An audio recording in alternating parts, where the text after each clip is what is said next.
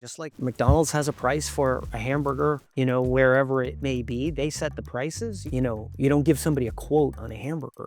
I know. You charge what you charge for that hamburger because your franchisee tells you to do that because they've done the research to know what the market can bear. And there are like market adjustments in city to city, but that's not about the Absolutely. hamburger. That's about the real estate cost, right? So like you go to one McDonald's, maybe this hamburger Sure. and in another city is maybe $3.50. And painters will have to do that too. Maybe depending on where someone lives, the cost of shipping paint to some store. I would imagine that paint in Hawaii is more expensive than it is, right? It's got to get shipped over there. They're not producing in Hawaii; they're shipping it. Right. So Right. like you get to there, or like the Keys or something like that, something remote in the mountains. It's going to be more expensive to get that product there. So the product will be more expensive. So therefore your production rates will be more expensive. Same product, but different cost of getting the product. Yeah. That changes things. That's one of the benefits of being in a franchise system, is that right out of the gate, somebody doesn't really need to know a whole lot about painting in order to use their, whatever it is, their takeoff sheet or whatever it is. A lot of them are still using, a legal sized